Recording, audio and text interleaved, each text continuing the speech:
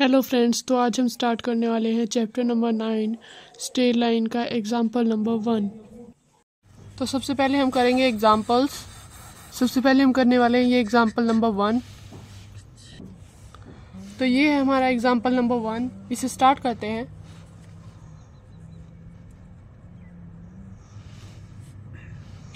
यहाँ पर हमें फाइंड करना है स्लोप। स्लोप को हम एम से डिनोट करते हैं, स्मॉल एम से डिनोट करते हैं। अभी हम यहाँ पे क्वेश्चन है कि पासिंग थ्रू द पॉइंट्स 3, -2 और -1, 4।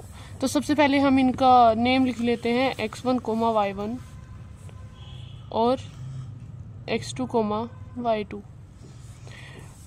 अब इसमें कौन सा फॉर्मूला लगेगा आप देख के बताइए पहले।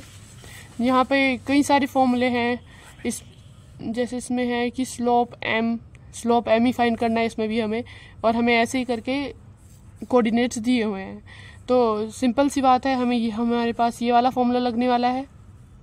तो चलिए फिर लगाते हैं y2 - y1 upon x2 - x1। यहाँ पे हमने पहले ही लिख लिया था कि x1 y1 और x2 y2 क्या है। तो हम अब वैल्यू पुट कर लेते हैं। y2 हमारे पास क्या है 4, माइनस हमें दिया हुआ है फॉर्मूले में। अब y1 क्या है -2 है, तो अब हम इसे ब्रैकेट में लिखेंगे। अब x2 हमारे पास है -1, फॉर्मूले वाला यहाँ पे माइनस है तो यहाँ पे भी माइनस आएगा। और x1 है हमारे पास 3, तो माइनस माइनस प्लस होगा 4 + 2, और नीचे -1 और -3 ही रहेगा।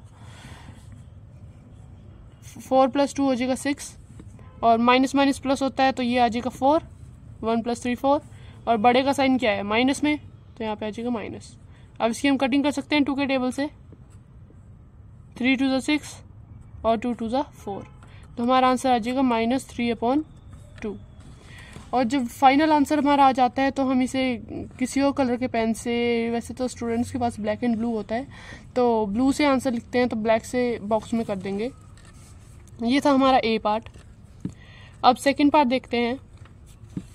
इसमें भी हमें स्लोप ही फाइंड करना है और ऐसे ही हमें कोऑर्डिनेट्स दिए हुए हैं। इसमें भी हम लिख लेते हैं x2, y1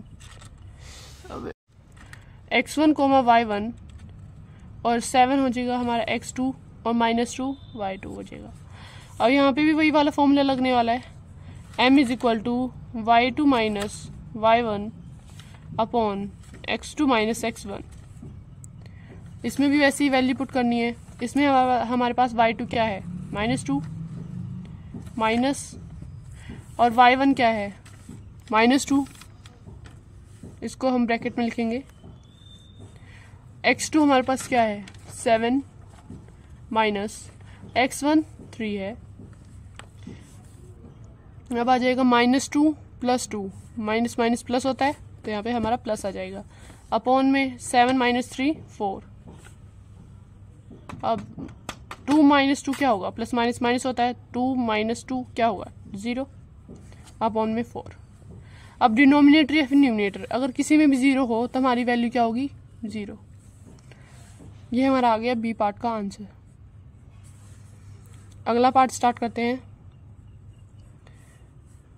इसमें भी सिंपली वही फॉर्मूला लगने वाला है, एम फाइंड करना है और पॉइंट्स दिए हुए हैं। इसमें भी हम लिख लेते हैं सबसे पहले कोऑर्डिनेट्स के name x1 y1 x2 y2। इसमें भी यही फॉर्मूला लगेगा।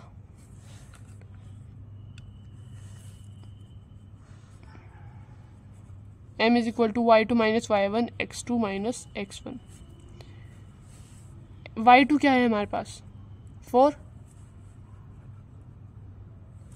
y1 क्या है -2, ब्रैकेट में लिखेंगे। x2 क्या है 4, x2 क्या है हमारे पास 3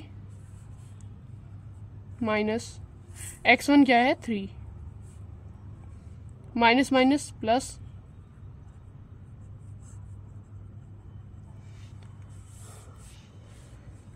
अब 4 + 2 क्या होता है 6, और 3 - 3 0, आंसर 0। ये हमारा आंसर आ गया। अभी फोर्थ क्वेश्चन फोर्थ पार्ट जो है इन चारों में से, ये फोर्थ पार्ट सबसे अलग है। इसमें हमें कोऑर्डिनेट्स नहीं दिए हुए, जैसे ऊपर वाले इनमें 3 पार्ट्स में दिए हुए थे, इसमें नहीं दिए हुए। इसमें ये हमें थीटा दिया हुआ है 60 डिग्री। तो अब हम क्या करें, ये वाला फॉर्मूला तो उसमें लगेगा नहीं, तो अभी हम दूसरा फॉर्मूला लगाएंगे इसमें। जैसे हमने इसमें देखा था,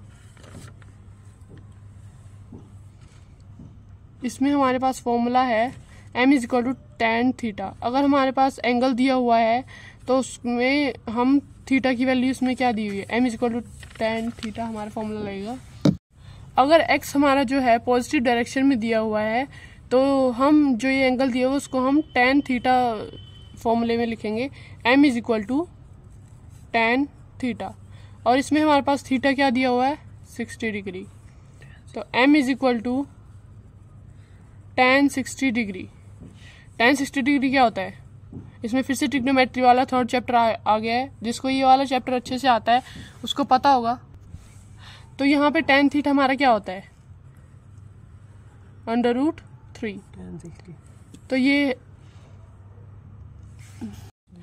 तो m is equal to tan 60 degree हमारा क्या होगा, m इज इक्वल टू √3 हमारा आ गया आंसर। इसको हम बॉक्स में लिखेंगे।